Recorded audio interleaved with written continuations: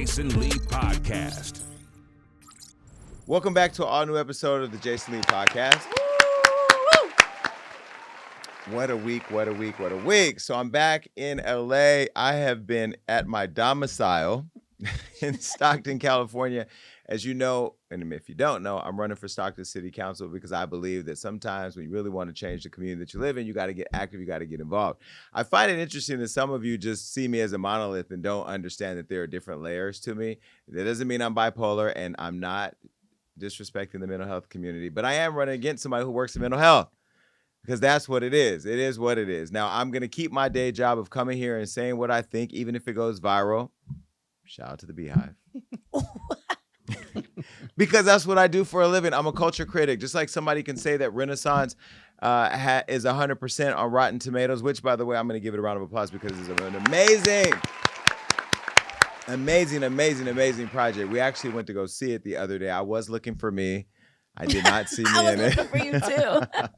Because I went to 3 of the shows. We went to one of them as well. Stage. And Beyonce, as you know, blew a kiss to me and even held her stomach. No, she's not pregnant. She held her stomach because that's the love goes that low, okay, for me. Lord. If you missed that, I got that receipt. Take a look. We love you, Beyonce. I love you. Well, she does. She loves me. I've already said many times Beyonce knows who I am, and I love her. The last show, I know I said, if you don't give me Kelly Rowland, I'm going to spill the tea. Let's be very clear. I learned how to use all of you gullible people on the internet to make my content go viral, so that way I can make sure that the destination of my words lands at the front door of the person that I intended them for. I did not intend for that to necessarily be at Beyonce's front door, although I know that if the B that we're talking about sees it, then the B that we were talking about will see it too. That was a message for Yvette Noel Shore, who I have a lot of respect for. And you can say, oh my God, well, how do you take a shot at somebody you have respect for? Let me find the answer for you.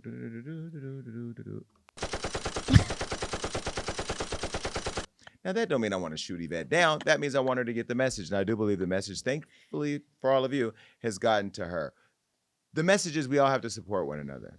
This is a game that requires all of us to work together, regardless of who you are. You can be Beyonce, the biggest artist in the world. You could be the Michael Jackson of this era, or you could be Iggy Azalea. Doesn't matter. At any end of the spectrum, everybody needs to support everybody a lot more. And I do think that it's less about going to see the Renaissance tour film, because I know a lot of you, not a lot of you, but some of you YouTubers were saying I was mad because I didn't get to go see the film. You couldn't afford to go see the actual concert. I went to 3 of them and I had great seats. And the seats that I sit in, both at the concert and everywhere in the world, you're never there. Your name is never on them. You use me for content because that little YouTube money keeps your little apartment in the hood moving. And look, I appreciate that everybody acknowledges that I'm the king of this internet shit. Like, there's nobody that does it better than me, even though they get up there and say, girl.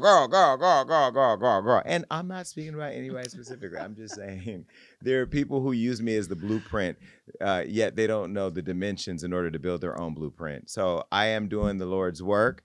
I would never share tea on Beyonce. Why? Because she is our Michael Jackson. She is the queen of, I'm not even going to say the queen of music. She's the queen of inspiration. There are young girls and boys and some of you homosexuals who are watching Beyonce wishing that you could be her on any given Sunday. I think Beyonce is more than music at this point. If you watch the Renaissance film as we did, I mean, its impact on our community, our culture, her showing us that there are more sides to her. The pretty, buttoned up, nice, well-spoken Beyonce that we know. Behind the scenes, she's a badass bitch. She's a boss. She ain't letting people tell her that there ain't no 30-foot camera. She wouldn't found that 30-foot lens. And she showed them with grace and class and strength and power as Black women do. Yes, I support Black women. Even Jennifer Hudson. You're just a bad talk show host. And what we're learning and what we're going to learn in this episode of the Jason Lee Podcast, well, what my team is learning right now is I'm addressing everything I said I wouldn't. Right. I'm over here like, oh my God. Because I don't run from anything. Jason Lee does not run from anything. Jason Lee provokes conversations that we have to have. We have to stop this narrative that if you have an opinion, you don't like Black women. I love Black women. I love these Black women. And I've said it many times. And those of you who are mad don't even have pictures with these people yet. I have pictures with both of them. I can say I think that people are bad talk show hosts, or that people should include Black gay icons like myself at moments that are celebratory of our community. Because if a straight woman like Beyonce, a cisgender woman, for those of you who are politically correct, he, she, they, them, her, if she can profit off of our community, then I think, as she's done with T.S. Madison and others, there's a way of being more inclusive. Because I saw a lot of straights at the opening, the premiere, who don't advocate for LGBT issues, who don't publicly support and stand with the trans and LGBT community. So, being an advocate isn't just showing up because Beyonce is going to be in the front row wrapped in Reynolds wrap. It's because you want to be there uplifting a moment that was iconic to her uncle who died, who stood for the things that all of us that speak here at Hollywood Unlocked, Rob and I and all the other gays, what we support. And so it's easy to create this narrative that I'm hating or whatever, but let's be very clear. I'm not a hater. I'm just a person with a big mouth and a big opinion and fearless. Oh, by the way, shout out to everybody that said that you agree and don't like Jennifer Hudson's show. And for those of you who were mad about me saying what I said about Jennifer Hudson, please go watch her show so the ratings don't validate my opinion. But before I leave, I do have to say, Beyonce, you did that, girl.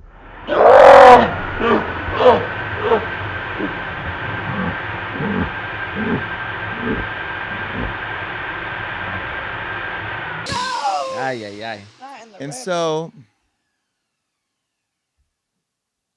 I'm giving you your flowers because you deserve them. I think what Beyonce is doing right now for our culture and our community is iconic. And shout out to Black Twitter, because y'all bitches is my sons.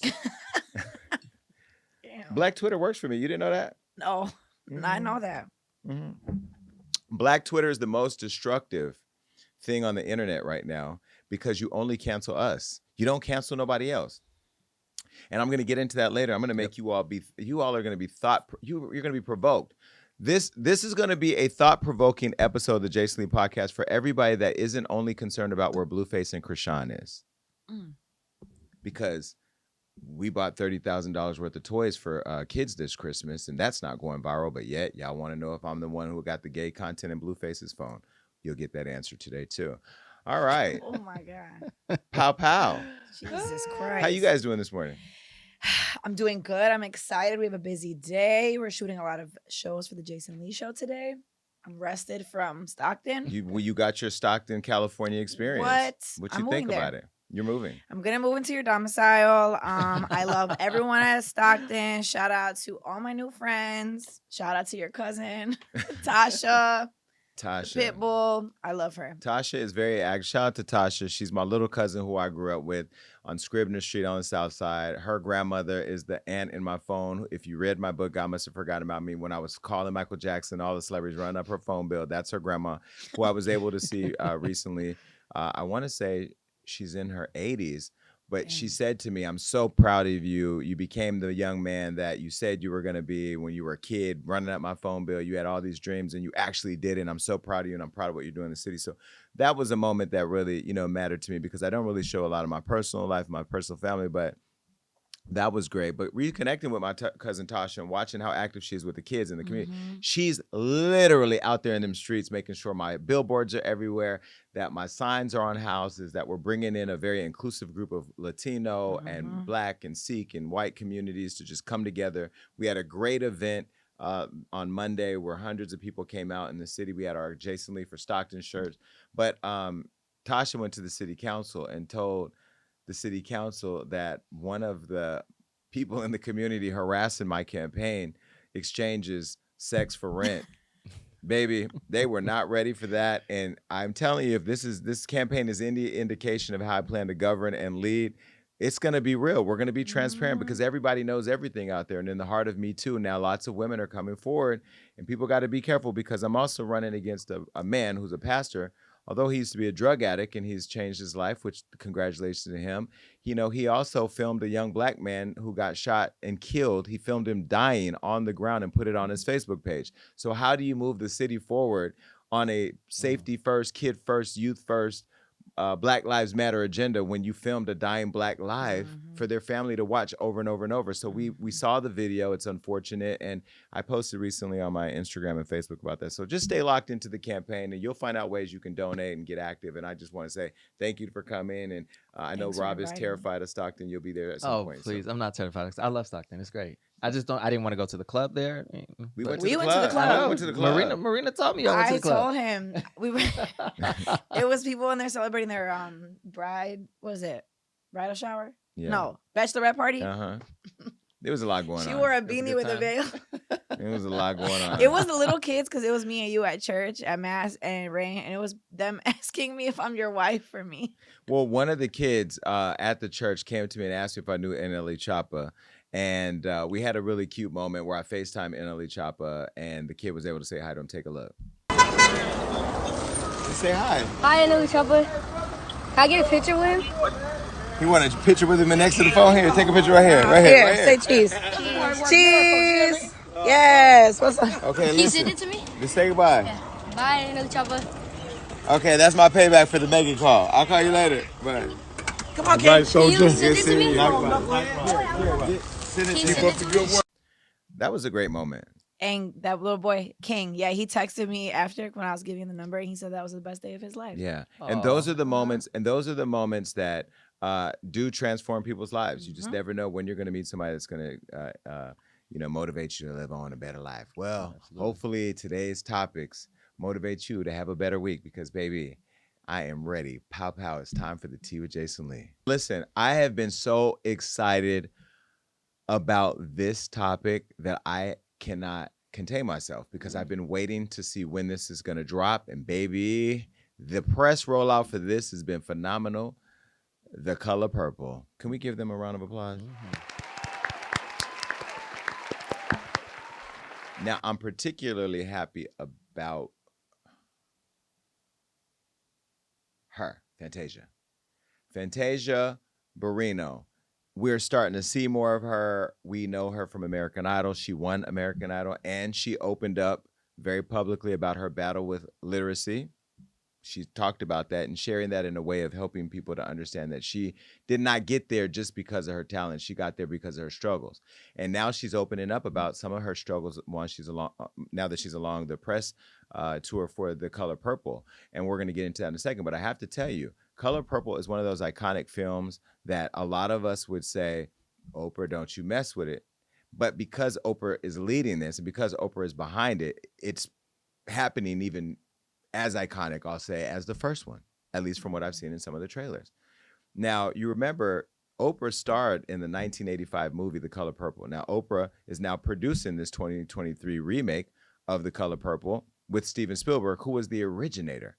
Okay, and he was the person that hired Oprah. Remember, Oprah, if you remember, was one of the originators that wanted to be in the film. When she went for the audition, she was told no. She was in that fat farm running for her dear life, like Tina Turner from Ike on the treadmill, when she got a call from Steven Spielberg that says, if you lose 1 pound, you'll lose this role. Well, of course, she didn't lose a pound, and so she got the role. And then she went on to become an iconic actress in her first film ever, while she was becoming the first #1 talk show host ever to reign for 25 years. Well, you remember they launched it back in 1985 as a movie, and now they're launching it as a musical. And it's going to launch on Christmas Day, so they're blessing us with the baby in the manger and the film. 38 years after starring in this original film, Oprah now is joining its original producers, Steven Spielberg and Quincy Jones. Now, look, let me tell you something. The remake has an all-star cast. I already told you about Fantasia, but Miss Taraji's in there as Suge. Danielle Brooks is in there as Sophia, Oprah's oldest character. And then Fantasia is there as Miss Celie. You told Harpo to beat me. That was what Oprah said in that film. I can't wait to see Miss Celie. Is that Miss Celie? No, that wasn't Miss Celie. That was Sophia. I can't wait to see if Sophia says it in this one. And Taraji is singing her heart out, too. Let me show you a picture of Oprah, Fantasia, Taraji, and Danielle. Now, when you want to talk about black, lift up black, pure talent, beautiful Black, this is what it is. And I'm not saying everybody else isn't, but this is what it is. First of all, we love the hell out of Taraji. Let me start by saying that. Taraji, come back. Taraji P. Henson is so for the Black community, Black movement, Black culture, and just such a good example for young women that we will always lift her up. Danielle. I don't know Danielle personally, but I've seen nothing but good things with her in the press. But the one thing I will say about Danielle, I always see a smile. I always see a smile. And by the way, they did an L campaign. I don't know if you haven't seen it, you should go take a look at it. All of them are phenomenally beautiful in that. And of course, Fantasia Barrino. I've always been a fan of Fantasia since she won American Idol. And I love the fact that she's been open about love. She's been open about losing love. She's been open about her struggles. And these are not the only stars in the film. They also have Coleman Domingo, Corey Hawkins, Halle Bailey, who we all love here, Sierra, her, and more. Now, let me show you a full photo of the cast at this premiere recently. Now, that's Alicia Keys back there, right? What is Alicia Keys back there? Who got Alicia Keys out the house with makeup on? And I see Deion Cole there. Okay. Well, lots of people. Well, look, Oprah also claimed that there was pressure to cast Beyonce or Rihanna, but it didn't happen. Now, if she would have casted Beyonce and Rihanna, their superstardom may have overshadowed, I think, the texture of what this film means to the community. Would you agree? Yeah, I think so. That's what happened in Lion King. Beyonce played Nala, and it you could only hear Beyonce. She overpowered it. Simba, where you at, Simba? I mean, you can't stop yourself from hearing Naughty Girl when, Nala's trying to call on Simba. But that's what happens when you cast a superstar. So I do like the fact that they do have superstar women because believe me when I tell you, Fantasia is a superstar, but I understand she doesn't have that big star that overshadows her talent. Now, Whoopi Goldberg ain't nowhere to be seen in this, and I don't know why, but Oprah, we're going to get to you in a minute with that. Because there would have been an iconic moment in the film if Celie went to go have a conversation with a woman who would have been Whoopi, right? Mm-hmm. But they're saying Oprah lost that relationship like she did with that weight. Maybe Ozempic did it. I don't know. Now, similar to the 1985 version, the 2023 Color Purple remake sees history being made yet again as Fantasia, who played Celie on Broadway 16 years ago, not only makes her feature film debut, but also receives her first Golden Globe nomination for Best Actress. Now, Danielle Brooks is also nominated for Best Supporting Actress, which is, let me give you a round of applause for that. Now, they're calling this a musical movie, and it's also been nominated for 5 Critics' Choice Awards. Let me start by saying that Oprah Winfrey, Steven Spielberg, and Quincy Jones are behind it. You knew it was going to get nominated for something, but not just because of the names, but because those 3 people don't put their names behind anything that isn't going to be iconic. Mm-hmm. And so, do you think they should have done a remake to The Color Purple? Yes. And I think because they had already turned it into a musical for stage on Broadway, and I was able to go see the musical production of it, and it was great. So I think this was just the natural progression of it. And like you said, they cast some phenomenal people, so it just made sense. So I don't think they're going to ruin it. I think it's just going to, highlight The Color Purple, which is already like iconic. So I'm excited. Well, and I asked a 21-year-old the other day if he knew what The Color Purple was. He said no. Ugh. And so he also didn't know who Jermaine Dupri was or Tina Turner. I mean, because the younger generation, if it's not on TikTok, they don't know. Mm-hmm. And there's a lot of scenes from The Color Purple original film that should be on TikTok, like when Ray Don Chan disrespected Oprah and she beat her and knocked her in that hole at the juke joint. There are those moments. One thing that I'm hoping to see is remember when Suge Avery sang "Walk Into the Church with Her Father"? That was such a moment that I hope that they reenacted. But I've been seeing it. I mean, it looks phenomenal. I do want to say though, I think that for the younger generation, not knowing how powerful and iconic The Color Purple is, it's great that this remake is going to allow them to embody it. But what I would say is, I pray that after you new people, you younger people, you out of the clue people, watch this, that you go back and watch the original for context. Now, please don't remake E.T. Because I was watching E.T. not too long ago, and although it was great for that era, it was such a bad alien. And then don't remake the Goonies. Not the Goonies. Don't remake that either. Don't remake the Goonies. Don't remake Gremlins. Ghostbuster. No. Well, I'm saying Back to the Future. I think they make it into a musical now. No. So No. you No. might see. No. If you go Back to the Future, let me tell you the spin they should put on Back to the Future. Go Back to the Future, but black version. Let's go back to Malcolm X. Let's Don't go back too far. Don't go back to Pee Wee Herman because he was at the Pee Wee Playhouse. Man, he rest in peace. He died. Anyway, congratulations to Oprah, to all of the folks over there with the color purple. I'm excited for this. And it's a Christmas thing, so maybe it would be a good Christmas moment for those of us that don't sit around with a bunch of family people. Maybe you take your whole family out. I'm not endorsing it because they didn't pay for no advertising over here at this black-owned business, but I'll go. Anyway, bye, Oprah. Oh, wait, put that back up. Oprah, you use Ozempic, girl.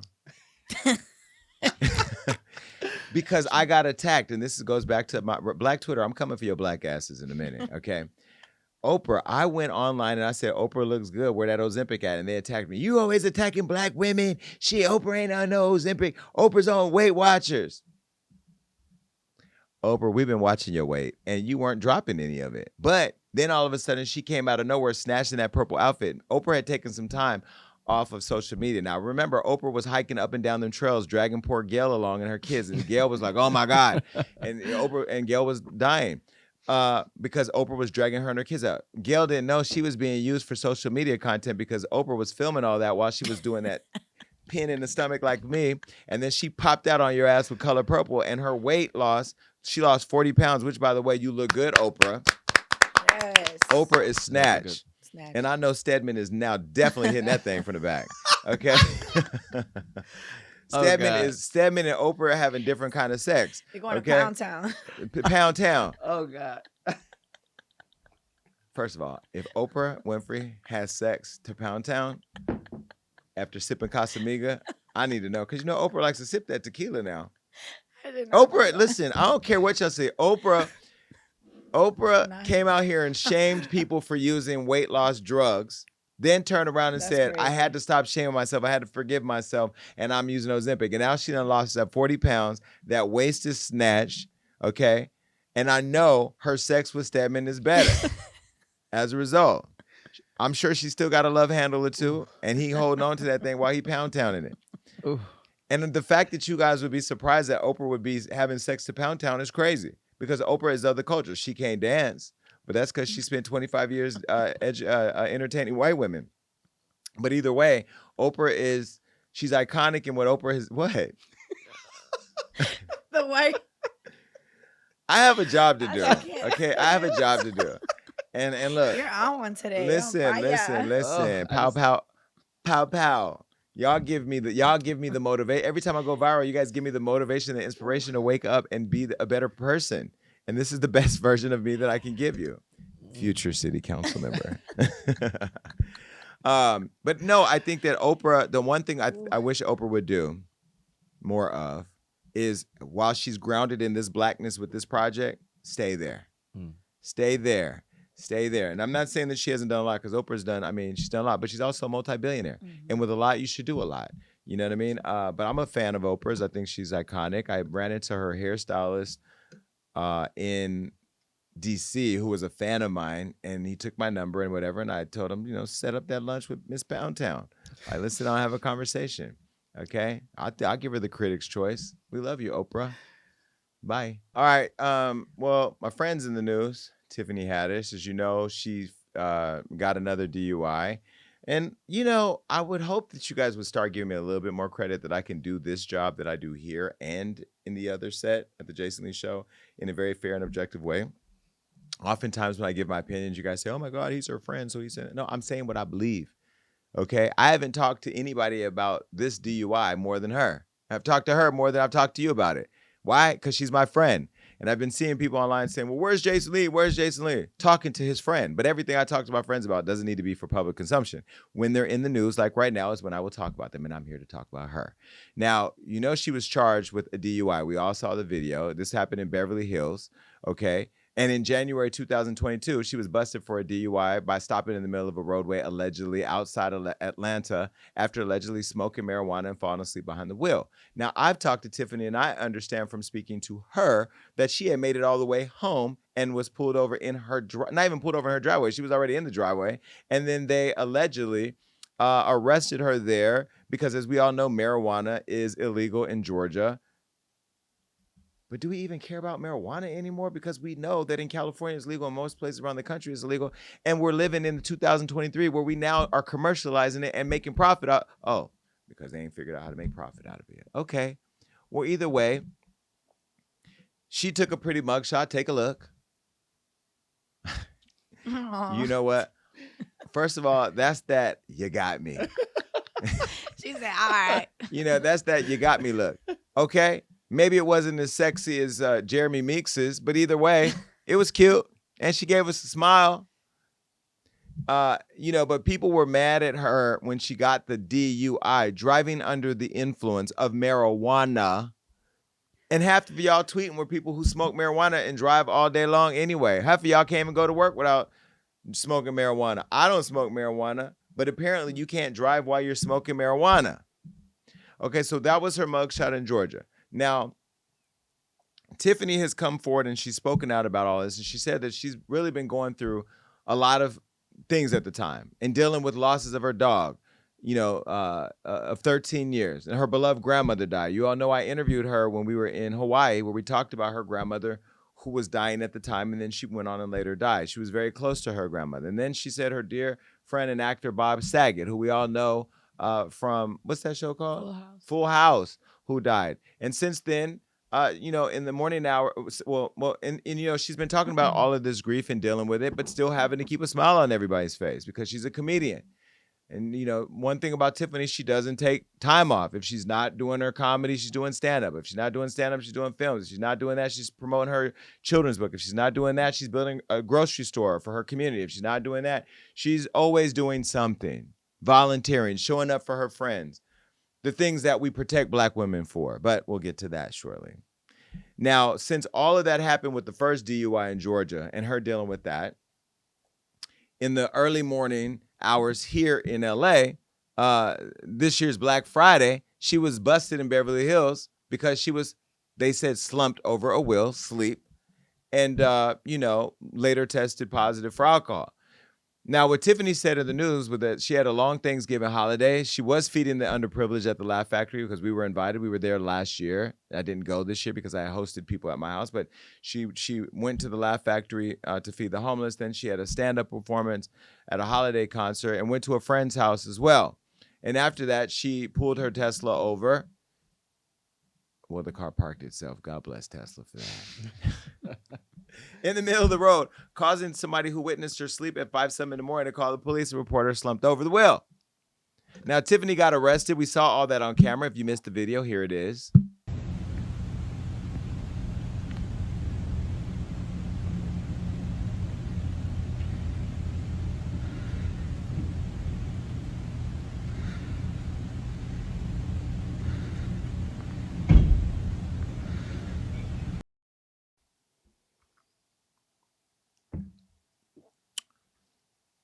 She looked like she was walking fine to me. It didn't look like they were dragging her to the car or holding her up. Now, Tiffany went on and did a joke at a comedy show somewhere in Long Beach, like a day or so afterwards. She said she wanted a man in uniform, and they pulled up. A woman did too, so it could have been a good time for the LGBT community. But either way, you know, she made a joke out of it, not saying that it's funny, because I know privately and even she's talked publicly that she's now getting help. And I will say, I'm going to give her a round of applause because she's sober now. Now, let me humanize this conversation a little bit. My friends know how much I used to love to party. Sunday Fun Day was fun. We would start at brunch. We would then go to Harriet's, buy bottles. Then we would leave there and go to Penthouse, buy bottles. Then we leave there and go to Nightingale and buy bottles. And then we go to Habibi Cafe and buy bottles. And at the end of all of that, we may even go back to the house where I have bottles because we used to get trashed. I'm not saying me and Tiffany. I'm talking about me and all my friends, Rob included. And so I decided after my birthday party that I wasn't going to drink anymore. It was a personal decision I made. I didn't make that in consult with Tiffany, although I did share with her that I was going to do it. Me and my therapist talked about it. Me and my friends who support me. I decided to go sober because alcohol was just a lot. And then when I decided to go sober, Tiffany told me, you know what? I'm just going to have one drink max. And we all know that that's hard, but that's something that she was working on. And when you're drinking and when you're out performing and entertaining people, because one of the biggest challenges I have is going out and having fun without being drunk, because it's hard to be around people and wanting to be out of the house and be sober, because people are annoying, especially in environments where everybody's drunk. So Tiffany clearly didn't do that.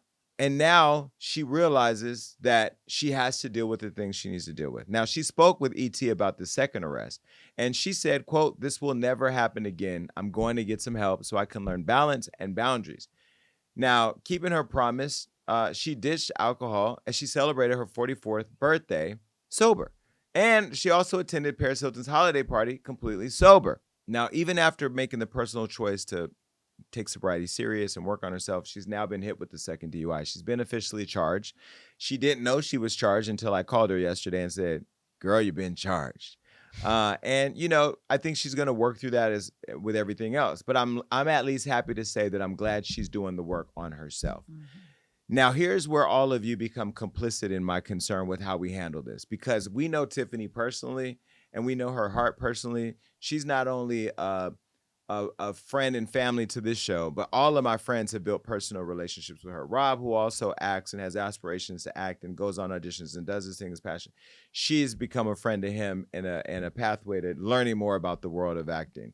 Whether it was Rico, who used to work with me and Drive the Sprinter, you know, she knew Rico on a personal level, and he was her assistant during the award show at the Hollywood Unlocked Impact Awards, where she graciously, for free, hosted our award show because she believed in it. You know, I sit on the board of Diaspora Groceries, the grocery store that she created in order to build healthy grocery stores in food desert communities that are communities that look like us. And so when I see how many people attack her online, and I'm going to say this, Black people, Black women, Black Twitter, who drag her in her storm, I think about your daddies and your mothers and your grandmas and your cousins and your brothers, or even some of you who have your own storms. We all have them. But we find it easy to dogpile on Tiffany. Yet anytime I say that Jennifer Hudson is illiterate, it's both because I'm friends with Tiffany and because I'm attacking a Black woman. Tiffany doesn't control my thoughts, but who controls yours? Is it fame and the fame bug of whoever it is that we're talking about at the time? Because you definitely didn't do it to this guy. Put his picture up. Michael B. Jordan crashed his Lamborghini into a parked vehicle in the wee hours of Hollywood and slipped away, avoiding a photo or video of him being charged. Now, I know he's a boxer that was in a movie named Creed. He probably fought his way out of that. Ba-bum-bum. And we all know that he allegedly cheated on Lori Harvey, a Black woman, with white women. But I don't know. Maybe it's because he's Wakanda forever, even though he was the villain that tried to kill T'Challa. He got off without a scratch. But not old Miss Tiffany. Miss Tiffany, off with her head. She was a foster kid. She was abused, domestic violence from her husband. She sexually assaulted. All these things. Still lives in her community and gives back to her community. But she needs to be canceled. You all never cease to amaze me. And then you sit around and talk about reparations and the white man who held you down when you've put the biggest noose on the culture. I know it hurts to hear it, but go look in the mirror because it's you. You. Oh, you too. Now, Tiffany's going to rebound from this because anytime you attack God's children, they go through that storm, baby, they come out on top. It always happens. But what I would say is what's good for the goose is good for the gander. So my question to you all is, do you all think that Michael B. Jordan is getting preferential treatment because he's a beloved star, because he's a man and it's easier to shit on a Black woman? I think it's easier for him to get away from this because there was no photo or video taken. Mm-hmm. If there was no video taken of Tiffany, I feel like it would just be kind of swept under the rug. But people love to share content, share videos, and everyone's visual. So that's me.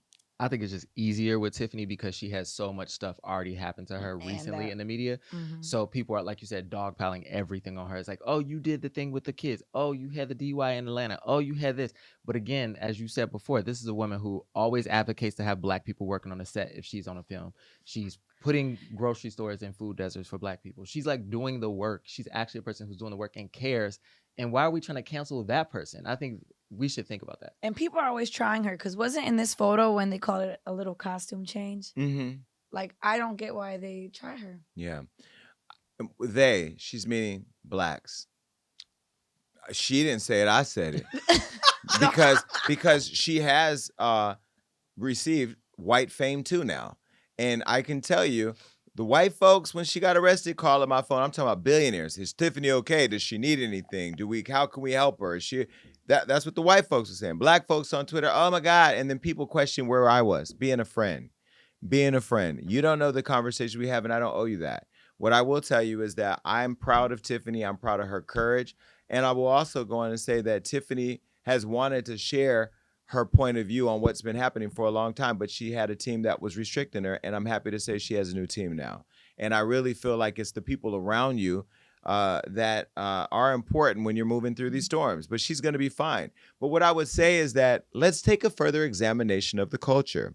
Now, all of you know Howard Stern. Do we have a photo of Howard Stern? Howard Stern is one of the most iconic voices in radio, one of my idols, by the way. And let me preface it with this. He's one of my idols because he is fearless and will say whatever he believes because he doesn't care about being canceled. Why? Because cancel culture applies to Black people. I've been saying it.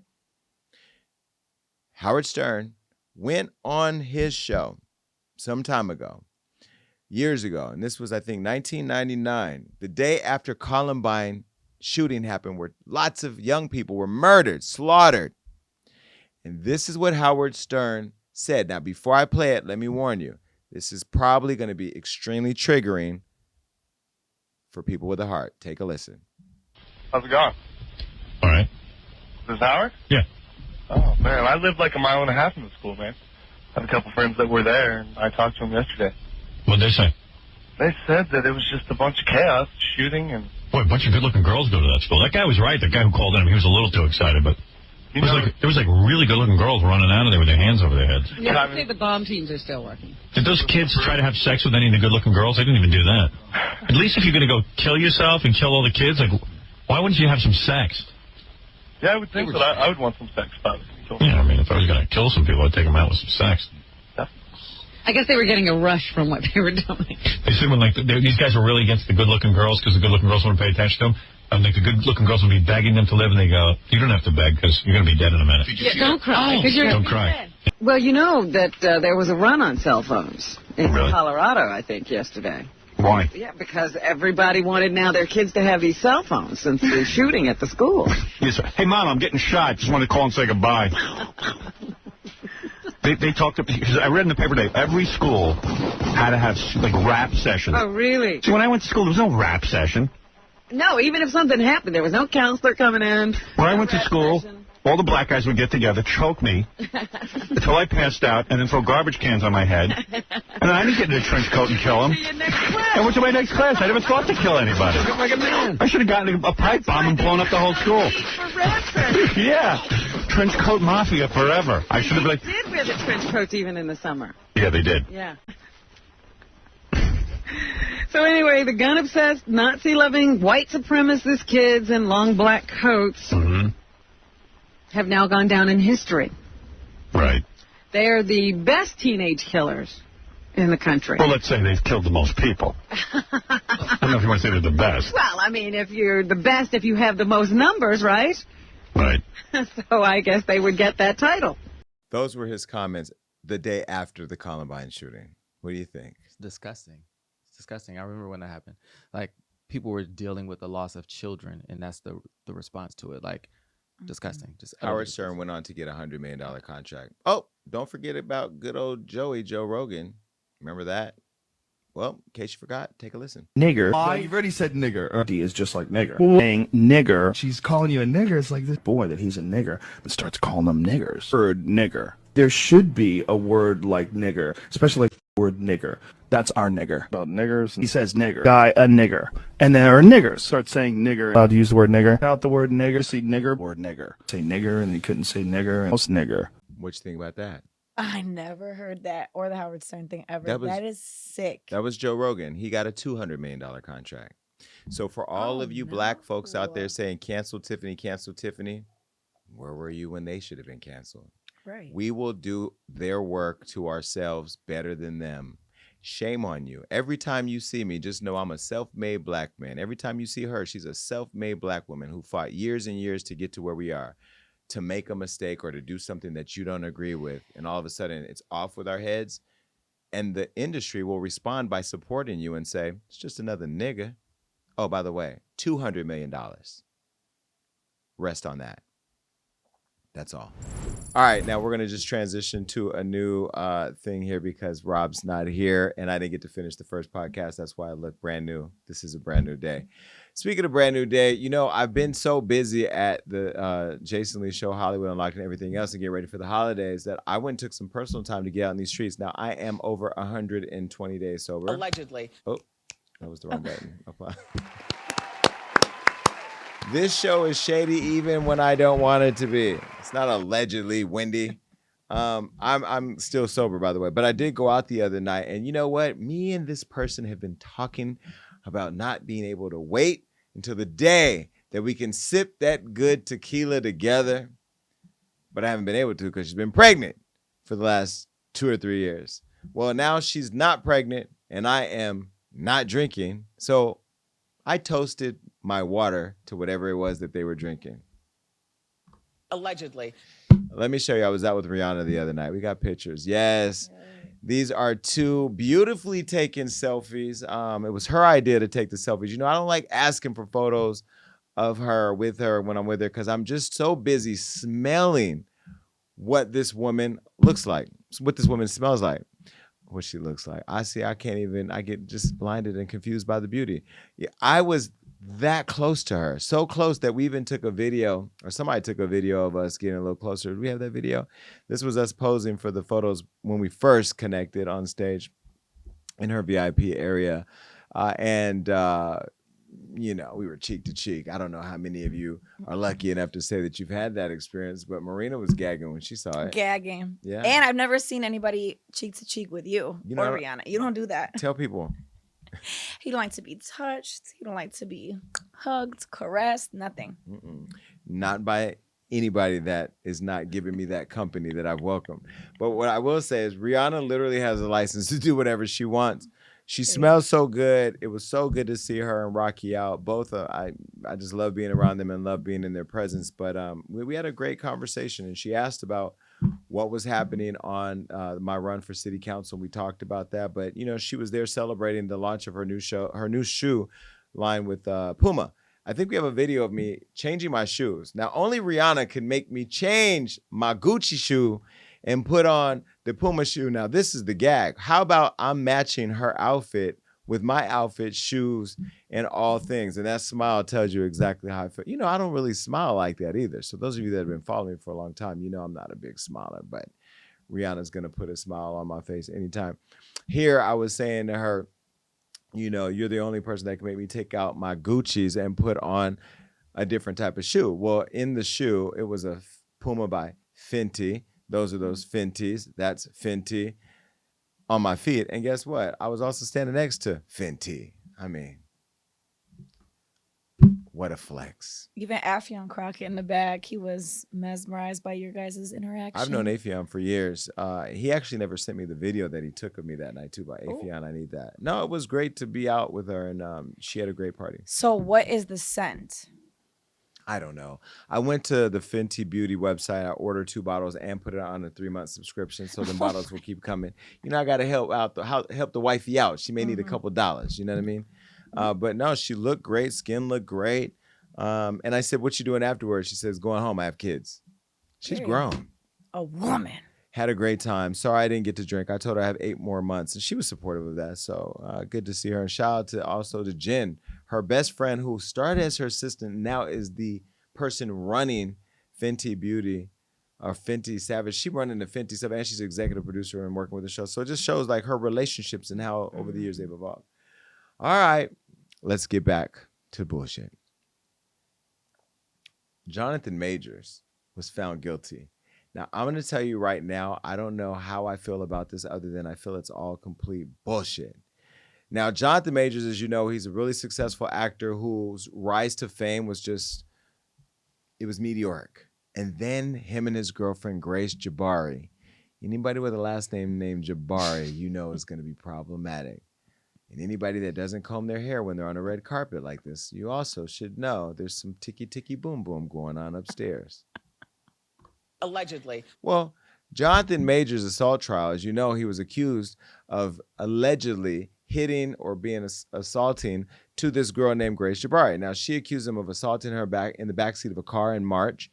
And that has pretty much just thrown his entire career off the rails. He was on track to becoming the next Denzel Washington, the next Samuel Jackson, the next Mahershala Ali, well, whatever. You know, he was about to be that nin, you know. And then he got into it with the white girl. And let me show you a photo of both of them during Happier Times. This is them on the red carpet. Clearly, again, she was happy to be with him. Her hair was not happy to be on her head. Well, the actor and Grace got into this altercation, and now, although we never knew what was going to happen, it ended with a guilty verdict. Now, before the verdict was read, disturbing text messages, audio, and video footage throughout the entire relationship were made public, and the district attorney in Manhattan did a great job of spilling those receipts so that way all of us in the court of public opinion can have an appetizing moment with him. Well, let me tell you, I saw those videos and personally thought that he would be vindicated of all charges, and even saw online a lot of people were saying, like, look, he's trying to get away from her, and this woman was literally running, chasing him down the streets. Now, the video evidence from the March incident showed Jonathan and Grace getting into a scuffle in the back of an SUV and her chasing him throughout New York City. I'm going to show you the video, and for those of you that used to run track and field, you're going to appreciate this. Take a look. Here's them in the back seat. There's a little scuffle happening. Now, I don't know what's happening. Well, he got out the car. She got out the car. Now, he's trying to get away. She's pulling at him. He's running. He's pushing her off of him. She's chasing him. Now, I'm almost encouraged to say, what if it was a black man chasing a white woman like this? What would happen? It's not like she doesn't have Uber on her phone or a way to call a friend to get picked up. She wants to be with him. Now, baby, he's still off that Creed training because look at him running through the streets. He's running faster than the car. She almost gets ran over. She's jaywalking. Oh, you can't jaywalk in here. You can't. Whatever. He's hit the corner. He has literally hit the block, and she's still running. Now, even after all of this, we have more footage because in New York, there's cameras everywhere. Slow-mo. Here she comes. 3, 2, 1. She's tired. Hair's out. She's had enough. Well, she's still looking for Jonathan, and Jonathan was trying to get away. Now, finally, she runs into some people at a store. She looks like she's asking, where's my man? Black guy, big Creed fighter. Don't know where he is. Enough of the video already. Who cares? Who cares? Now, she filed this lawsuit. She claimed that Jonathan fought in July 2022 and that another incident happened in September 2022, which she provided alleged text for. Now, in these messages, Jonathan allegedly tried to persuade Grace from going to the hospital after suffering an injury to her head. And he also allegedly told her that he would rather kill himself instead of coming home to her. Don't believe me? Here's the text message. It's just fake, and I fear you have no perspective of what could happen if you go to the hospital. They will ask you questions, as I don't think you actually protect us. It could lead to an investigation even if you do lie and they suspect something. Then she wanted to say, I will tell the doctor that I bumped my head if I go. I'm going to give it one more day, but I can't sleep and I need some stronger painkillers. That's all. Why would I want to tell them what really happened when it's clear I want to be with you? I feel like you want to be together, as in not to embarrass yourself for everything you've said to your friends and family. Last night, I considered killing myself versus coming home. You said you needed love last night, and I put my feelings aside and tried to give you that. I need love too.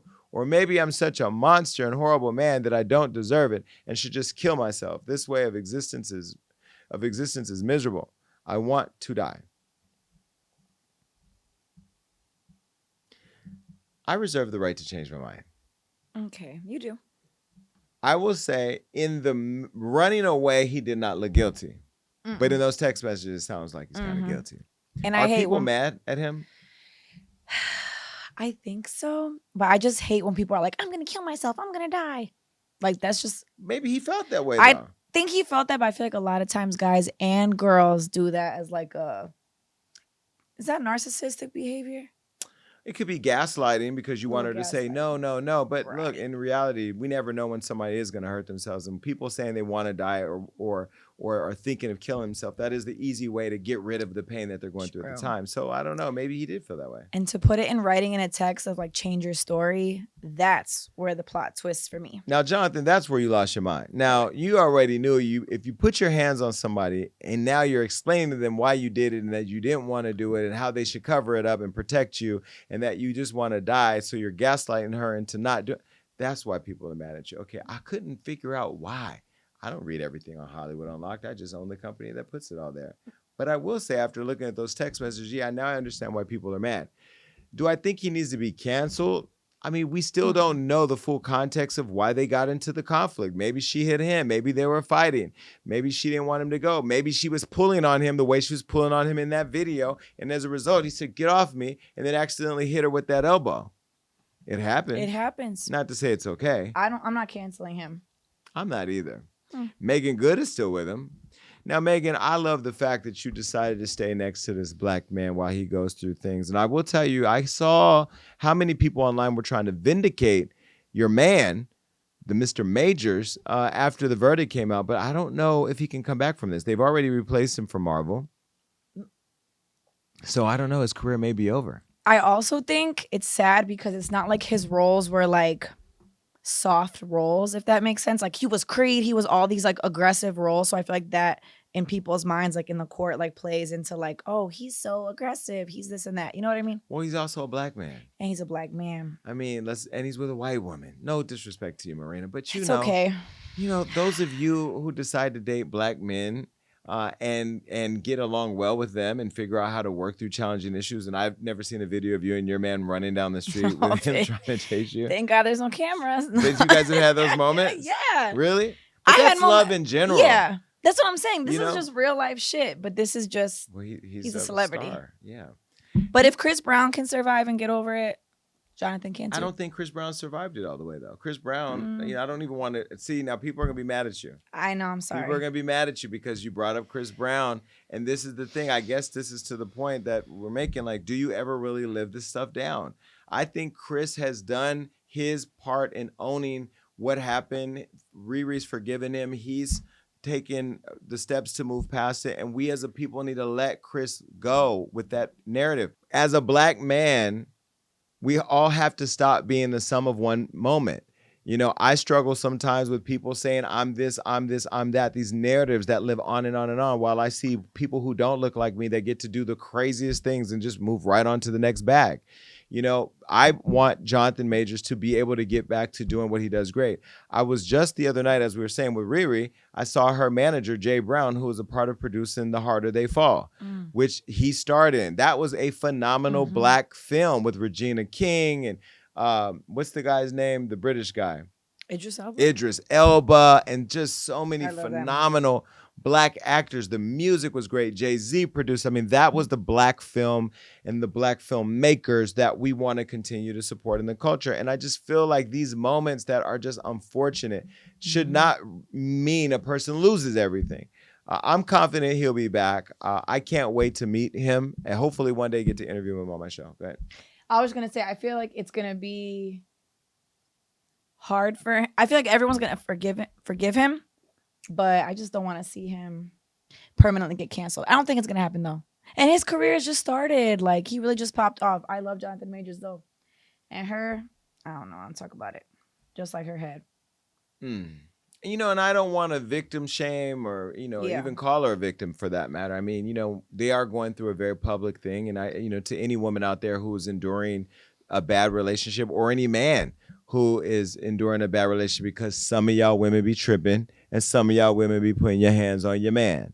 You know, my grandfather was in an abusive relationship with my grandmother. My grandmother's name was Emily. Anybody with the name Emily is an evil person. She used to beat him with frying pans and all kinds of stuff, like just beat him. She was very abusive to him, you know, and she was a very nasty, toxic, not Grandma Emily, disgusting pig of a woman.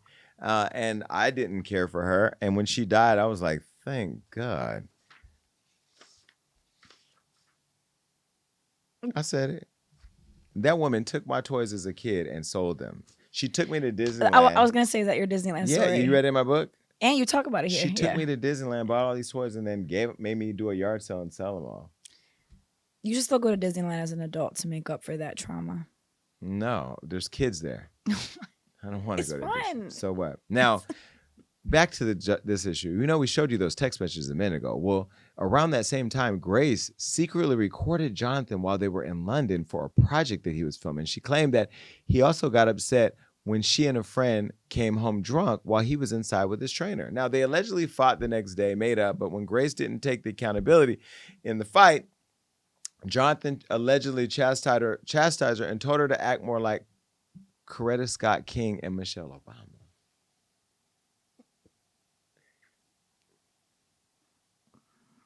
That's wild. No, you did not tell this white woman with this yellow highlighter head on the top of her head. No, you did not tell her to act like black icons. Listen. This is actually, period. Do you understand that? Yeah. Do you really though, baby? Do you really? Yes. Then how dare you come home drunk and disturb the peace of our house when we have a plan? I would like to get to the point where your friends know what job I'm on and go, I think Grace is gonna be out of commission. You know what I mean? Yeah, I won't. So, like, No. Do you understand that? Because that team, that unit, right? Grace has to be in a certain mindset to support Coretta Scott King. You know who that is? That's Martin Luther King's wife. Michelle Obama, Barack Obama's wife. I know, I'm not. I shouldn't have gone out. I'm No, sorry. let me just lay it out for you, right? If I'm just gonna say this. My temper, my shit, my trauma, blah, all that said, right? And I'm gonna say I'm a great man, a great man. I am doing great things, not just for me, but for my culture and for the world. That is actually the position I'm in. That's real. I'm not being a dick about it. I didn't ask for it. I've worked, and that's the situation. The woman that supports me, that I support, that needs to be a great woman and make sacrifices the way that man is making for her and for them ultimately. We may have to start this whole show over, this part, because I don't like that. Jonathan, people are going to be playing this and saying, Jason's fake. I'm slowly now starting to not like you. You sat there. Okay, Marina, first let me start by saying no disrespect to you, okay? None taken. You sat there with a white woman and told her she needs to be like Coretta Scott King, the wife of a freedom fighter whose house got bombed by the Ku Klux Klan while her small children lay in their sleep while her husband was out fighting to unify the black and white communities so we could be treated equally and not be sprayed with fire hoses or having dogs sicked on us or sitting in the back of restaurants and buses and having the inability to vote in a country that slaves built after they were enslaved from a country where they get kings and queens. And you're there saying that she needs to stand next to you like Coretta. And then Michelle Obama, the best, classiest, well-dressed, culture-having, educated, beautiful mother of two and wife of the first black president, the dream that came alive from Martin Luther King, while Coretta was sitting by watching him buried after he was assassinated for standing for something greater than any film you've ever been in. And that's who you want, this stringy-haired, bleach blonde, spaghetti-strapped heel on a red carpet looking like she just got out of a wash machine with no blow-dry-ass chick. You want her to become the sum of that? What type of jelly bellies did you eat to come to that conclusion that there was even a microcosm of a possibility? Okay, don't like you. Still want you on my show, but probably not going to get you now because I don't like you. Well, yeah, no, I don't like you. I don't see you with Megan Good. I don't see you saying that to Megan Good. Now, I do see Megan being the description of the type of woman that you want in all the photos, but Megan Good ain't going to let you run all. Megan Good is not the Megan Good that I know is not going to let no major talk to her like she's a student in a drill team, okay? So I would love to see that relationship behind closed doors. It's almost given Keke Palmer and her baby daddy. Am I onto something? But do you think that Megan and Jonathan's relationship is authentic, or do you think? Yeah, I think Megan loves a good man. I don't know that he's a good man. Maybe he got some good penis though. Because the way that, and you are drunk. You need to sober up. After he allegedly beat you in New York, you ran to the bar with his credit card and you got more drunk. So this may be a Blueface and Chrisean elevated, but I don't like it. I don't even need to talk about this anymore. Now he's saying that he's innocent. And since he's been convicted of, excuse me, are you paying attention to the scroll? Now, he says he's innocent, even though he's been convicted of 2 out of 4 of the charges of reckless assault in the 3rd degree and harassment in the 2nd degree. The jury now is saying that he was acquitted for more serious charges of intentionally assaulting her in the 3rd degree and aggravated harassment in the 2nd degree. I don't know how many degrees it is, but it's getting hot in here. And we ain't taking off none of your charges. He faces a year in prison. Megan's not going to wait for you. And you've been fired from Disney, so that Marvel film is gone. This is really sad. I don't really know how this whole story is going to shape up when it's edited because it started off different than it ended up. But that was sort of like my dad being there with my mom. But look how I turned out. That's what I'm saying. So he could still come back. You were birthed from, Watch it. Well, good luck, Jonathan. Damn, this is all bad. Goodbye. All right, well, I didn't get a chance to speak on this, but here we are. Chrisean and Cardi are moving on. But when we first made this post, I think that a lot has transpired that even makes this topic in title very complicated. Chrisean and Cardi have both ended relationships with the man they were with. Now, Chrisean's is allegedly because it's on and off every moment of every day, just today. Okay. But Cardi seems to now be over her relationship with her husband, Offset. Now, it's right before Christmas, and we know that in the midst of everything going on, they both got roped up into allegations. And it's very unique because Blueface and Chrisean have their thing going on where Chrisean has covered up the Blueface tattoo. But now the internet is swirling with rumors. It's not swirling with rumors. Blueface put it out that Chrisean slept with Offset.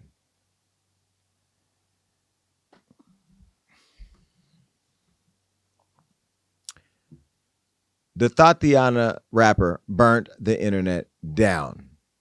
And in his attempts to go after his girl, an alleged baby mother who every other day he is or is not having a baby by the girl here, he now has dragged them into it.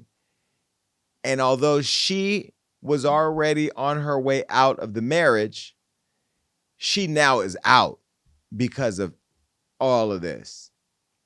Now, I will start with a disclaimer. I have talked to Cardi probably every day as a friend because that's what friends do. I will not share our personal conversations here because I didn't talk to her as Cardi B. I talked to her as my bitch. Okay, this is my girl. This is my sis right here. And so I'm not going to go out and tell our personal business, but I've been checking on her as a friend. And I will say she's doing fine. Let's start with that. This is a strong woman here. She's a strong mother. She's going to be fine. This is an unfortunate situation. And I have to tell you, it's just messy. And when you know all four people, and I don't consider all four friends, this is my friend. I have a relationship with these two. You know, I was in love with this one. And I know Offset, but we're not friends. We're cool. I don't think he likes me, and that's okay. He unfollowed us. We unfollowed him back. It's fine. What? I didn't know that. I loves don't. You. No, we're not going to play around. Okay. This is my friend. This is her man.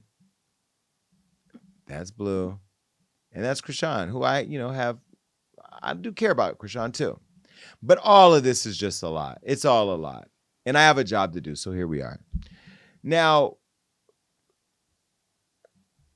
Chrisean got the Blueface tattoo covered up. Let me show you a photo of the before and after of her neck. Remember she had Blue there staring us down in the middle of her interview? Now there's a rose. She even got her new boyfriend, K Suave, tattooed. Let me show you a picture of that. Nothing like breaking up with one guy and covering up his name or face to go and put another one on your body. Now, while I think that's just ludicrous, and no disrespect to the rapper in Atlanta, Chrisean continues to pour all her energy into a man. Meanwhile, Chrisean Jr. sits nearby, crying and upset. Blueface caught wind of this, and all the things went left as he accused Chrisean of having sex with, I'm going to say allegedly, having sex with Offset. Who saw that in the bingo cards? That Offset and Blueface would be in a crossroad over Chrisean Rock. Let me show you a photo of Blueface speaking on Chrisean and Offset.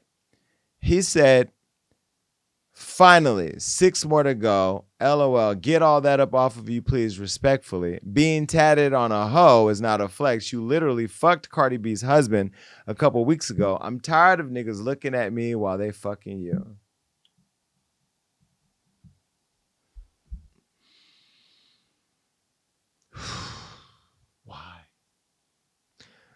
Why? I've said this so many times. The internet right now is such a dangerous, reckless highway where everybody's crashing into everybody. Here's what Offset said immediately in response to the allegation. He said, "I ain't never talk or touch that lady. Real talk, man, you need some help." But nobody bought it. Everybody believed it. Everybody believed it. And people on social media started dragging. It just was a lot. Now, Chrisean also denied Blue's claims and then said that she found gay porn, allegedly in Blueface's search history. This is a photo of Chrisean on Offset's affair with Offset, alleged affair with Offset, and Blueface's gay porn. She said, "You just crashing out, making up shit. Let's talk about how I saw gay porn in your recent search history. That's why I honestly got the cover up, bro. I had a zesty nigga on my neck. Nothing wrong with being bisexual. Just let a bitch know before she fall in love, you weirdo. You over there trying to crack Italy chop a baby mama. She dubbed you. You got no riz, my boy." Now, here's where I don't believe that he has gay porn on his phone. Because as many times as I done told Blue I'm attracted to him, I'm his crazy, my crush, this, that, whatever, he ain't once popped off and tried to get at me. And I think I'm damn cute. And if I was Blue, he didn't budge, though. I would have budged. But he didn't. So this is why I don't believe that. And I believe that when certain people get mad at their man or their woman, they say the most outlandish things. And that's the stuff that you know is going to get the internet going. If you remember on my show, I actually commended Blueface for having the ability to have a good relationship with a gay man, an openly gay man like me, and be able to have conversations about not telling his son, asking his son if he's gay or not being uncomfortable with a gay man. And he's done a great job in doing that, you know, despite the fact that he's a very toxic man in the relationship with this girl. And he believes that I'm now a part of this circus that he's creating. He always tells me, "You're a part of my circus." But in everyone's defense, I feel like everyone, let me just interject real quick, was saying like, Jason stays in the middle of it. And I can be the witness. We were at church praising the Lord on a Sunday, and then these popped up, these tweets. Well, not only that, every time they do anything, I get tagged in it. Blueface's team wants me to, meaning the fans, want me to go say something to Chrisean. Chrisean's team fans want me to go say something to him. And then Carlissa's in the thing posting that I should mediate. I don't want to be in the group chat. I do interviews when they want to talk, and that's fine. But this has gone too far. Chrisean later went live to continue alleging that Blueface is into gay porn. Take a look. Let's talk about What doesn't make sense is if you thought he was gay, why are you still having sex with him? Why are you still hooking up with him? Why are you still having moments with him? It's just not making sense to me. Now, Blueface, of course, denied the gay porn claims because that's what you do. This is what he said. Now I watch gay porn. That's the best you could come up with, Cap. I can sit here all day long and go through he said, she said, this. I mean, because I feel like right now we're in a matrix in this twilight zone of a thing called Chrisean and Blueface that we all want to get out of, but we can't. Now, despite both Chrisean and Offset denying the allegation that they hooked up, Blueface dropped a date and time that the alleged encounter happened. This is what he said on social media. He said, so you ain't fucked Cardi's husband November 10th at 4 a.m. at the house in LA. I'm making this up. Tried to keep your secret, but you keep popping in on these apps. I'm only stating facts every time. Now, I don't know if there's security cameras, which that's the thing about homes like my home. Anything and everything that's ever happened in my home in public views is recorded. I just recently had to go back a year to go pull a camera, a receipt of something a year ago that I wanted to be able to look at for my own. And it's like, it's still there. So it's almost like, how does he know these things? And, you know, I will say if Offset did that, there's no lower than that. And I'm not saying it's because of Chrisean. I'm saying because you've had repeated allegations of cheating on your wife. You've embarrassed her several times.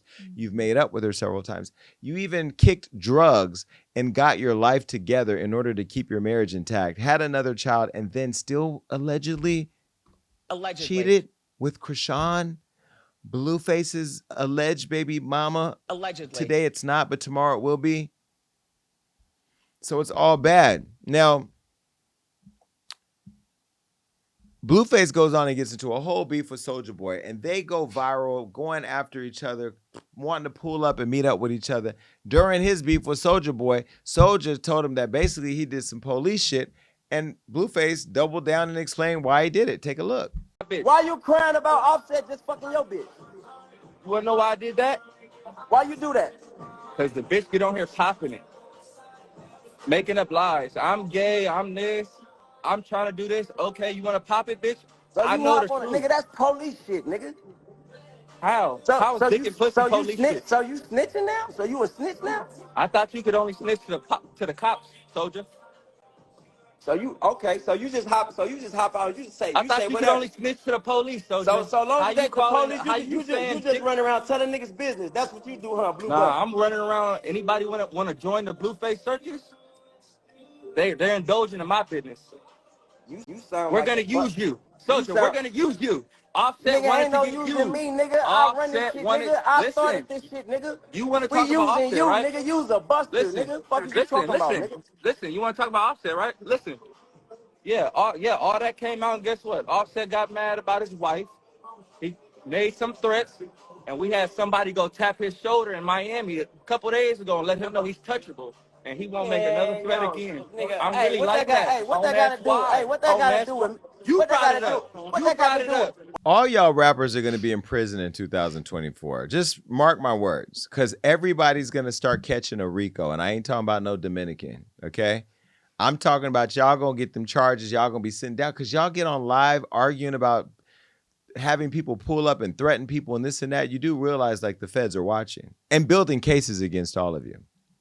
And I love Soulja Boy. Soulja Boy is one of my first viral interviews, as you remember. I interviewed him and Floyd Mayweather. And he's a great person to interview because he's going to definitely give it to you. But I don't agree with you, Soulja, that was police shit because, as Blueface was saying, the police stuff is when you're snitching to the police as it relates to street criminal activity. But if you're a man who's allegedly sleeping with my girl and you getting in my business, in my relationship, I don't owe you anything. I don't have to come and kill you because you slept with my girl. I can put you on social media. Why not? I don't think there's anything wrong with that. And if Offset did it, damn, it is what it is. Now, you guys try to play with Offset, though, and you took a moment putting a kissy emoji from Offset on a Nicki Minaj photo. That wasn't true. I confirmed that. And that was just you guys really being messy. Now, Chrisean and Blueface went back and forth about what was going on with them. Cardi briefly reacted to the drama, and this broke a lot of people's hearts. The first thing she did was she had shared that she was leaving her husband, that she was already gone, and she seemed pretty calm. And if you know Cardi, it took a lot for her to get to this point. Take a look. It's been an eventful day. I don't pay mind to none of that. Like, I don't care about none of that. I don't want you to put me none of that. I don't know if you guys been getting clues from me from my lives or from my stories when I put some certain music or from my own followings. When it comes for today's events and stuff, I don't know if it's true. I don't think it's true. I don't care to find out because I've been single for a minute now, but I have been afraid to, like, not afraid, I just don't know how, like, to tell the world. But I feel like today has been like a sign. The last time I got on live, I wanted to tell you guys, but I didn't know how to tell you. So I was like, I changed my mind. But it has been like this for a minute now. I want to start 2024 like fresh, open. I don't know. I'm curious for a new life, for a new beginning. And yeah, I'm excited. New look, new life, new everything. So I've been wanting to tell you guys for a minute. I don't know how you guys haven't gotten the hint, but it is what it is. I don't know if what happened today is true or not. I simply don't care because I just been doing me, focusing on my shit. I told you that I've been going so hard for 2024 to go directly as I wanted to. I feel like in 2017, I was single. And that's when I worked the hardest. And that's when I focused the hardest. And that's when I put out my best work. And then I found I love and I've been with for a minute. Back to that 2018. And I don't know. I'm excited. I'm happy. I'm truly happy. And I love you guys. And there's no drama. And the honest truth is, the reason why I've been so afraid and I just been giving clues from here, there, is because I feel like you guys just don't understand that I've been with somebody for 6 years. And not everything is cheating, woman, this, that. 6 years is a very long time. It's a lot of arguments. Not arguments, it's a lot of just, you know I don't know how to explain it. I just know because I've never been with somebody for this. Then a few days later after that, she dragged her husband publicly, which she's never done on Twitter. Take a look. Offset, you bitch ass nigga, and trust me, I'm finna take it there. Motherfuckers will try you when you're at your lowest and your most vulnerable time. You were out here feeling yourself, but trust me, the tables turn. Cardi then got emotional because let me tell you how she works. Social media is going. She's thinking about what's happening. She's sitting there looking at her young kids, and she's thinking about all the times that she's been loyal and worked through her issues with her husband and has saved face and participated in his career as well. And thinking about getting played, this is what she did when she got emotional about it. Internet shit, I really, really don't like doing the internet shit. You need to stop calling me. Because you will fucking talk to a nigga and a motherfucker will play in your fucking face, over and over again. And she'll be like, watch what I'm about to do. Watch what I'm about to say. And it's so fucking sad that a nigga like to, this motherfucker really likes to play games with me when I'm at my most vulnerable time, when I'm not the most confident. He likes to play games with me because he knows I'm not an easy girl. He knows. Yesterday, I could have been out. I could have been chilling. I could have been this and that. He knows I'm in my house. He knows that I'm chilling. He knows I'm not doing the most. And I've really been sparing you. I really been sparing you. You've been fucking feeling yourself, you bitch ass nigga, because of your bitch ass album and shit. And you really been fucking doing me dirty after so many fucking years. Get off your ass. Not even a fucking thank you that I got for your bitch ass. And it's so crazy that I gotta go to the fucking internet because whenever the fuck I tell you something, you don't take shit seriously. And I'm so tired of it. I'm so fucking tired of this bitch ass nigga playing. When you saw that, what'd you think? I got emotional too because you can really tell she really genuinely loved him. She always was a family person, always was a relationship person. And I don't know what happened, but she's hurt. And it's heartbreaking to hear. Heartbreaking. Yeah. Well, I'm glad that as a woman you felt that. Nicki Minaj did not feel that way. She decided to chime in with this tweet. Take a look.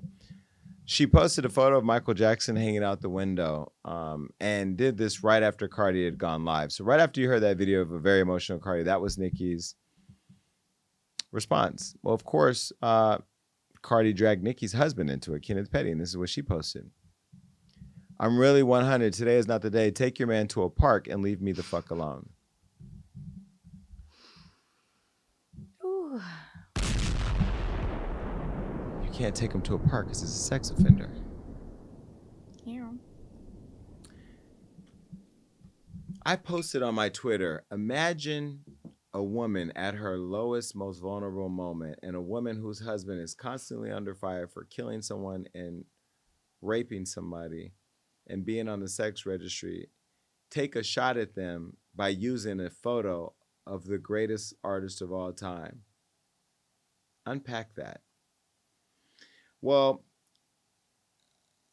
while all that was happening, Charleston White hopped into the conversation because he said he wants to take Cardi on a date despite being married with 2 kids himself.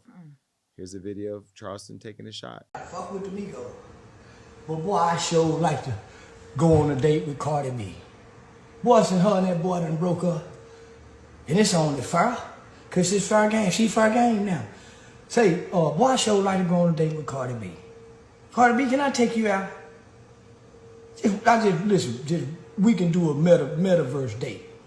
You go to a restaurant, I go to a restaurant in a quiet corner, and we go live and just talk. Talk to each other. That's all I want. Man, I just want to talk to Cardi B. I just want to have a 3-hour conversation with Cardi B like I did with Cam Newton. Can I do that? That's all I want for Christmas. I don't want 12 gold teeth. I used to want 12 gold teeth for Christmas. I don't want 12 gold teeth no more. I want a 3-hour conversation with Cardi B. Nobody wants a 3-hour conversation with anybody, Charleston. First of all, if you don't put a sweater on your skinny ass, playing around in the kitchen, all my fans keep saying we need to get Charleston on the show. Yes, I want him. He's welcome to come whenever he's in LA. Just don't bring no guns over here. This is sad to see. Let me say this. Again, I don't consider myself a friend of Offset's, and I haven't been a fan of his behavior, and there's been a lot that's gone on behind the scenes and in front of the scenes that a lot of people have tried to support him through his marriage. Cardi's going to be fine, and she's going to keep it moving. When I do think about how good of a father he is and how much he loves his children and how now they're going to have to co-parent if he does stay outside the house, that's really sad. But I do believe that, kids deserve to live in a home where they're free from toxic behavior and toxic relationships. And this relationship is clearly toxic. And, I don't know if Cardi's invested any thoughts or time into whether or not the Chrisean thing is real or not. And I don't know what the real reason was that Cardi decided to leave, because I will say she told me before all this Chrisean stuff that she was out. And so I knew that there were issues, and I thought it was one of those things where you're not happy with your man, or you're mad at your man, so you're just saying I'm done. Well, she was really done. So I don't know what's going to happen, but I will say if she goes back now, I think it would kind of look crazy, right? Very much so. Right. Mm-hmm.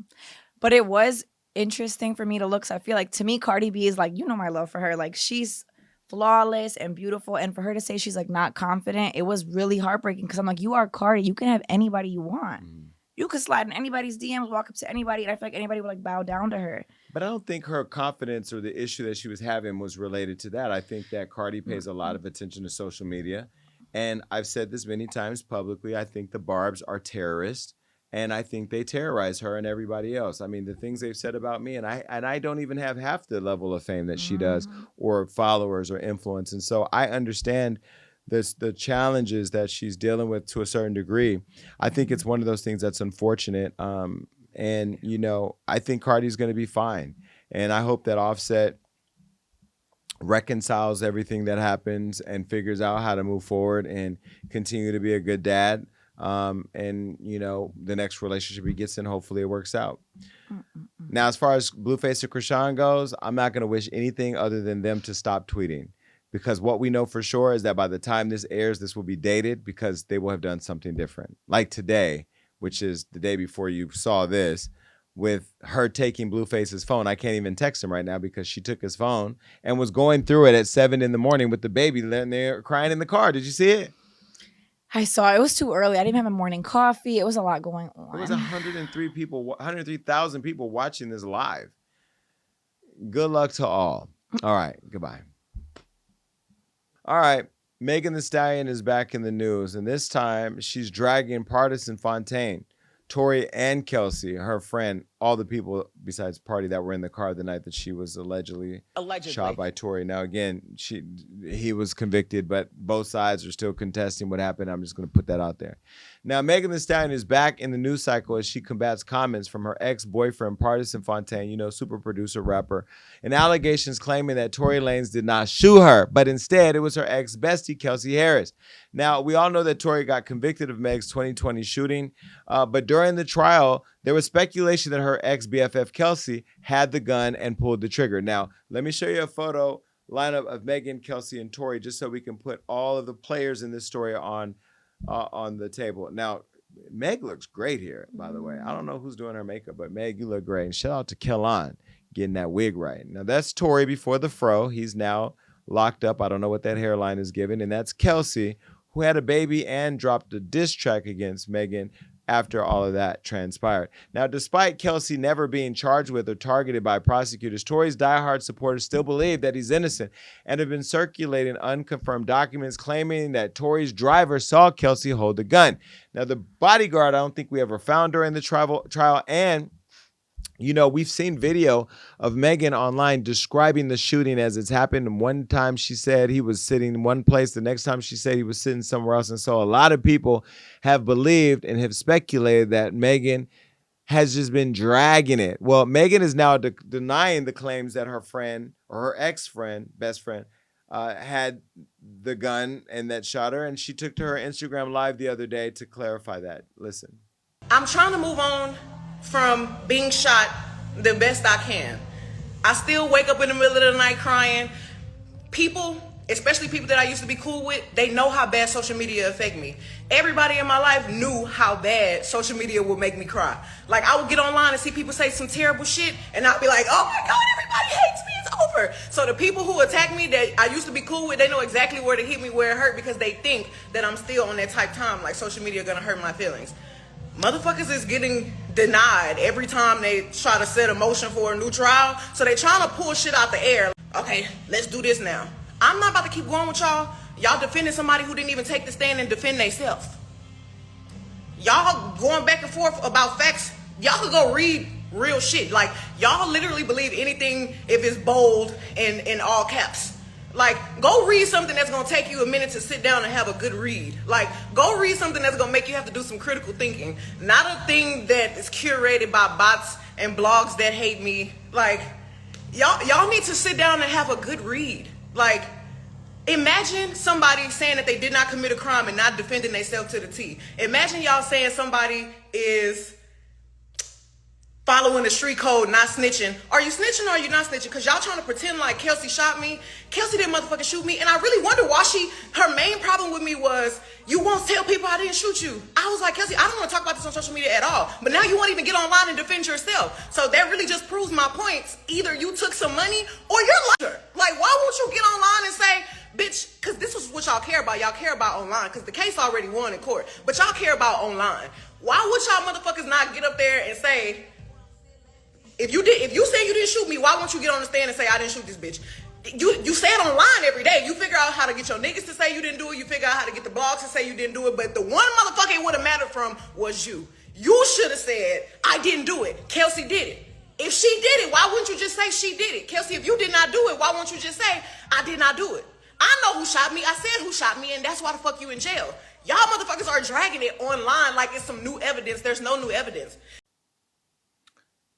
There you go. Well, in addition to combating speculation about her 2020 shooting, Meg also addressed recent cheating comments from her ex-partisan Fontaine, a.k.a. Pardi. Now, as you know, she dropped a song basically saying that he was getting his penis sucked on in a bed that she slept in, and then he went and did his own diss track, because that's what you do when you break up with somebody and you're talented. Well, here's a photo of Megan, Pardi, and Happier Times. Let me show you. They were a sexy couple that I used to love bumping into. He is a great guy, by the way, and she's a good girl. You know, she used to have that drinking problem that I know she worked on. And then he said in his diss track that she was posting all them gym photos, but she was really getting work done. It was messy, messy, messy, but we loved every second of it. Well, after Megan and Pardi split back in February, she released that song I told you about, Cobra. And then he got dragged for filth by Meg's fans, and they believe that she seemingly exposed him cheating. Let me show you a photo of those words as I just mentioned. She raps, pulled up, caught him cheating, getting his dick sucked in the same spot I sleep in. Lord, give me a break. I don't know how much more of this shit I can take. How long you been worried about me telling people that's not me? Honestly, I feel like it's you plotting, watching.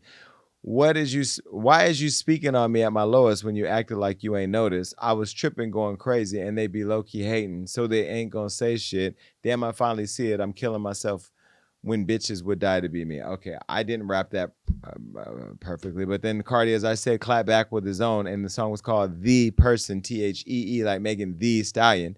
And this is where he addressed alleged cheating claims. He even said that she got liposuction and lied to Gayle King about the Tory shooting, and here's some of what he rapped about.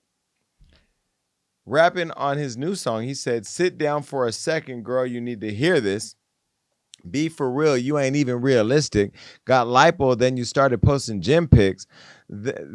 Jesus. The things that you're doing is sadistic. He also told her, clean up her foundation. The work that you need is internal. He also talks about asking Megan if she has sex with certain people. He rapped, I asked you to your face, did you fuck them niggas? And you swore on your mother, more lies from the lips of a lover. He went on to say, I picked out a ring, then you lied to my face. Went on TV and then lied to Gayle King. I found out with the rest of the world, God, I treated you like a queen. The whole time I'm a clown in your circus. I tried to pull you up out the mud. Here you are trying to drown me on purpose. You know the devil was a serpent. For some streams and views, girl, I hope it was worth it. This ain't for Megan Thee Stallion. This is for Megan the person. It sounded much better when he did it. Now, a month later, Pardi went on to sit with Angela Yee and the lip service group, and this is all women, and here's where he made a mistake. I love lip service. I've been on it twice. But if you're accused of cheating on a woman or blasting her about her weight loss, this and that, you don't go sit down with women because y'all all going to stick together. Pardi stopped by the Breakfast Club, but before he did that, here's what he said to Angela and her crew. Did you cheat? That's not what happened. Put it like that. That's not what happened at all. What's cheating? No, Don't do that. No, please. Because, Don't you do that. No, because I really need to go there. I really do. Did you get your dick sucked by somebody else? I'm not deflecting it. Did she catch you getting your dick sucked? Absolutely not. Okay. Absolutely not. Did you have sex or you intimate with somebody else while y'all were in a relationship? Absolutely not. You're saying you didn't cheat? Absolutely. But this is my thing, right? Okay. Is hiding text messages cheating from your partner? Is that cheating? Well, what are these text messages? Well, I feel if like it's something that you gotta hide from your partner, is it cheating? Right, and that's what I was gonna say. I feel like anything, and I've answered this plenty of times. I feel like anything that you are doing that you would not do in front of your significant other, I feel like that's a form of cheating. Or anything you don't want her doing. Right. Whether it's emotionally, physically, intellectually, if it's something that you're not going to do right in front of your partner or something that you wouldn't accept your partner doing from you, then yes, that's cheating. That's just my thought. So did you cheat? In that regard, I say so. You know what I mean? So maybe it was inappropriate stuff but you I did. would say inappropriate, correct, right? Okay. Inappropriate, correct, but the way that it was painted out would have me so mad. I'm like, this is the part of the relationship after everything that took place, everything that was like kind of, forgiven, everything that we've washed away. Especially when nobody asked for this. This is what you want to go with. What did he do? I don't know what he did. What is cheating at this point? Were you looking? Were you texting? I don't know. I think they cornered him into admitting that he cheated instead of it being a conversation or an interview. It was like he kind of got pressed, but then again, that's the format. Well, he went over to the Breakfast Club, and you know, well, after that, he also went over to the Breakfast Club, and this is what he said. Why did we break up? There's a laundry list of reasons that could have caused us to be apart. And I don't want you to give any of them because you still love that young lady. That was my next question, because on your project, it sounds like, no, on the person, it sounds like you still love her. You do. You definitely love her. Absolutely. Listen, I'm a person that believes love doesn't go away. It changes. You know what I'm saying? Like, and I've always, and that's another thing I've stated. Like, yo, I always want well for her. Like, you know what I'm saying? I'm not a person that wants bad for her. I'm not out here calling her all types of such and such. I've never even discussed some of the things on that song with my closest friends. Like, you know what I'm saying? So when the song came, people's like, yo, you know what I'm saying? I never ever once ever talk bad about her to anyone, not even, you know what I mean? Like, I do wish her the best. But you said she lied to you about something. What did she lie about? What you was talking about earlier? Because when you buy a ring and you're about to propose, right? So you found out she lied about something, and that made you change your mind. I felt like it made me definitely have to second guess where we was at. You know what I mean? At that time, like it did damage. You know what I'm saying? Like internal. I don't know if it made us break apart, but it was just like it definitely took a blow to me. Well, in another interview, Pardi said that he did cheat on Meg, but said it was only after she stepped out on him, and she fired back at him on Instagram Live. This is what she said. On her, I didn't do that. Well, why the fuck is you responding to me? Do you know how many niggas y'all claim I done fucked with? Why are you answering? Why are you trying to make that shoe fit? Was it you getting your dick sucked in the same spot I was sleeping? If you say it wasn't you, why the hell is you dissing me? Like, what the fuck is going on? Why are you talking to me? If you said I wasn't talking to you, I wasn't talking to you. Like, you just wanted to fucking find a reason to bash me. It seems very strategic. Like, it feels like they, making ass. All right, let me go get on her ass too. Like, if I'm not talking about you, why the hell are you talking about me? Like,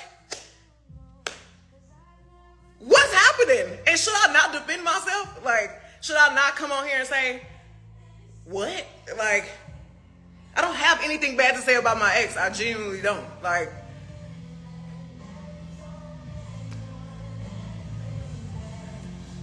if I'm not talking about you, why are you talking about me? You say I didn't cheat, so what was for you? Why are you making the shoe fit, Cinderella? Like, you squeezing your foot in there, friend. If it wasn't you, why the hell is you talking to me? That doesn't make sense. And I don't feel like I should have to explain myself, but I'm not that big of a person yet. God ain't finished with me. He's still working.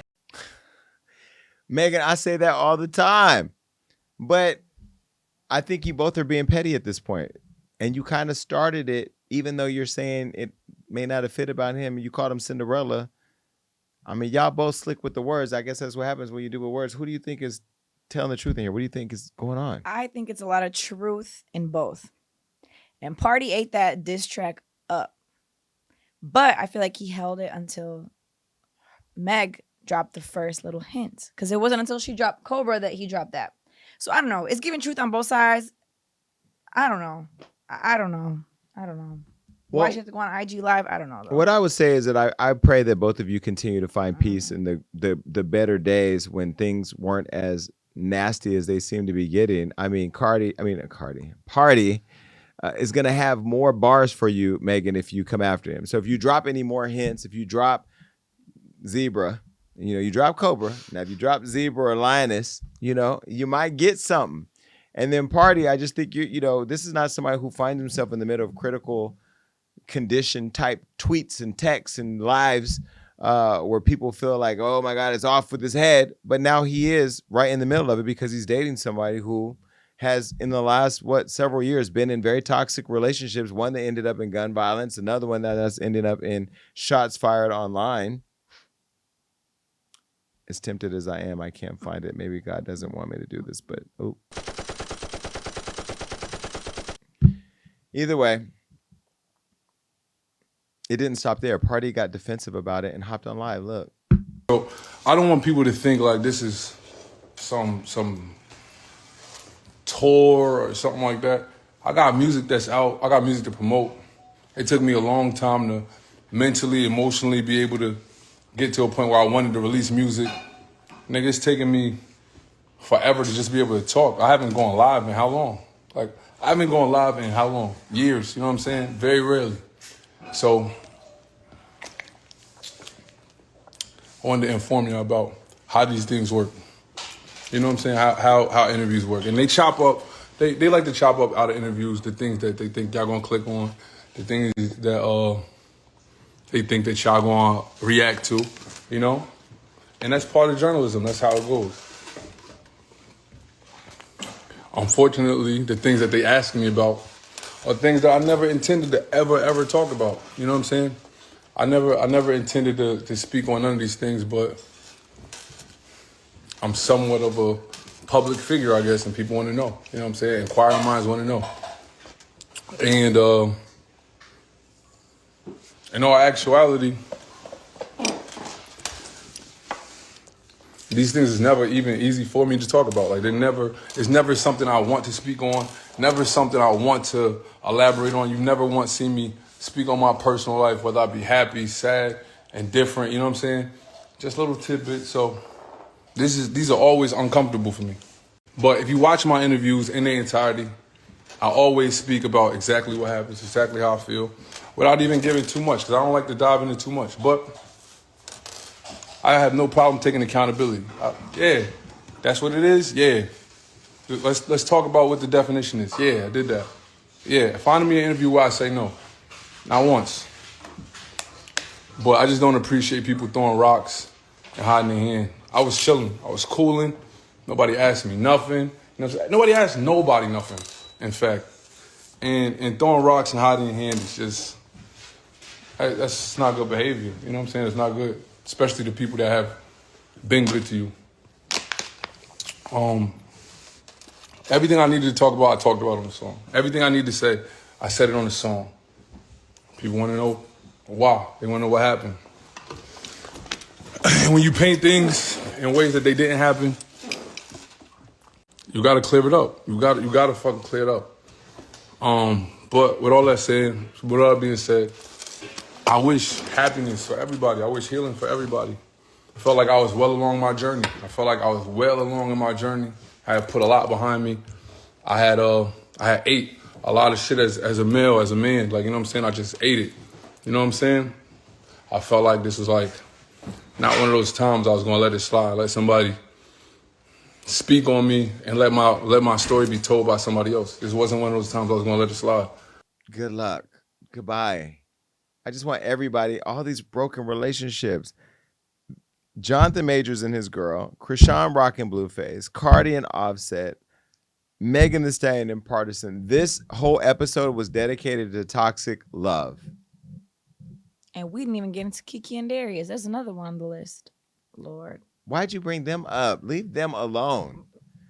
It's time for Thoughts and Prayers.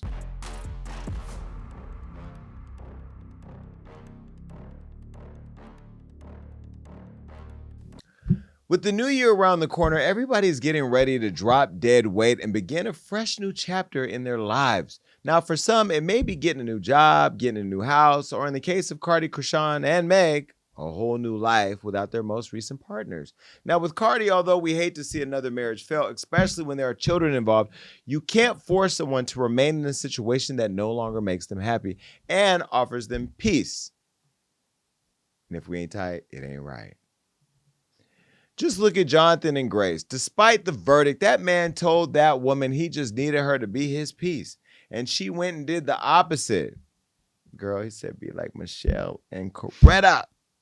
Sometimes you just got to know when to move on. And Cardi and Chrisean have had enough of the drama and are now focusing on being mothers and furthering their careers. And we all know a working independent woman with mouths to feed is unstoppable. Just as we are championing and uplifting our girl Tiffany Haddish, when people are going through their trials, you lend them a hand, not step on them while they're down. Now, Tiffany has already taken accountability and is beginning the process of righting her wrongs and bettering herself because y'all already know she ready.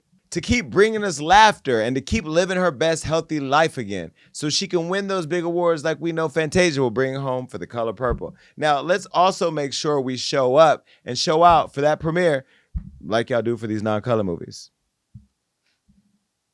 Because if we ain't got us, who else will? That's it for this episode of The Jason Lee Show. Make sure that you download and subscribe to the podcast everywhere it streams. Watch over on YouTube. Click that notification bell so that way you can get that and The Jason Lee Show. Make sure you follow us everywhere on social media, both The Jason Lee Show and Hollywood Unlocked and my personal Instagram. We appreciate all of you for watching. Until then, we're out. Peace. The Jason Lee Podcast.